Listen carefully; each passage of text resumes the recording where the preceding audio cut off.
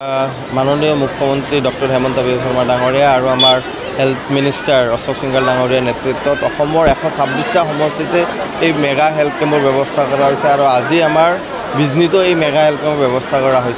तो मैं भावो जे मेगा हेल्थ कैम्पर जरिए माननीय मुख्यमंत्री डांगरियार जी मूल उद्देश्य जे आमार जिबोर अचिनाक्त किछुमान बेमार आछे हेइबोर चिनाक्त करिब लागे आरु जिबोर एकेबारे दुखिया श्रेणीर लोक तेओलोके आसलते এই बेमाৰৰ उपयुक्त ट्रिटमेन्टটো नापाয় और तार कारणे এই সৰু সৰু ল'ৰা ছোৱালীবোৰে বহুত অসুবিধাত ভুগিবলগীয়া হৈছে তাৰ পৰা পৰিত্ৰাণ দিয়াৰ কাৰণে মেগা হেল্থ কেম্পৰ জৰিয়তে माननीय मुख्यमंत्री डांगरिया इते विभिन्न स्पेशलिस्ट डॉक्टर इते दिसे प्राय 30 जनक अधिक डॉक्टर आमार इते आछे विभिन्न डिपार्टमेंटर आछे आरु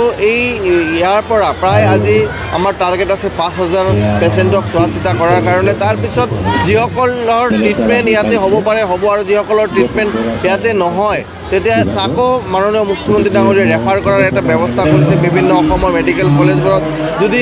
मेडिकल कलेजबोरतो रेफार करिও हेतु काम নহয় तार पिছত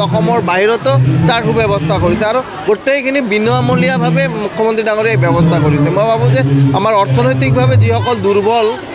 परियाल तेओलोकर कारणे यथेष्टखिनि सहाय हब और यार परा आमार अहोमर जितु आसलते एकेबारे साधारण श्रेणीर मानुहर जितु बेमार परा परित्राण पार जी रास्ता সেই रास्ताটো मुकली हल तो मैं माननीय मुख्यमंत्री डांगरियाक बिजनी राइजर हो धन्यवाद और कृतज्ञता जनाइছোঁ और सकलोके सहयोग करार कारणे अनुरोध जनाइছোঁ जिসকলে এই हेल्थ कैम्पर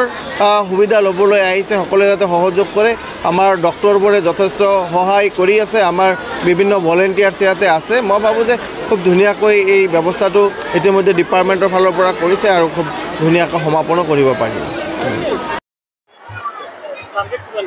आमार एक्चुअली फुटफल्स आम 5000 ऊपर आम विचारिছোঁ किन्तु रेजिस्ट्रेशन आम विचारिছোঁ 3000 পৰা 3500 ভিতৰত और रेफार करा केस आम विचारिছোঁ 300 পৰা 500 ভিতৰত जेहेतु आमार जी जो आमार सिडलित हो गल तक आम प्राय 250 ऊपर आम रेफार केस पठाब पारिছোঁ और आशा কৰিছোঁ आम एलरेडी যোৱাকালি आमार सन्मानीय स्वास्थ्यमंत्री डांगरियार লগত ভিচি কৰিছিলোঁ তেখেতে रेफार केसবিলাক अलप ভালধৰণে ডিটেক্ট কৰি কৰাৰ কাৰণে ৰিকুৱেষ্ট কৰিছে গতিকে আমি যোৱাকালি আমি বিষয়সমূহৰ লগত আলোচনা কৰিছোঁ যাতে আজি 500ৰো অধিক আমি ৰেফাৰ কৰিব পাৰোঁ যথেষ্ট ছাত্ৰ ছাত্ৰী আহিছে আমি এটা ৰেজিষ্ট্ৰেশ্যন কৰিলে গম পোৱা যাব কিমান হ'ব সংখ্যাটো আৰু যদি সংখ্যাটো গম পাওঁ তাৰ পিছত আমি ডিটেক্ট কৰি ৰেফাৰ কৰাৰ কাৰণে চেষ্টা কৰিম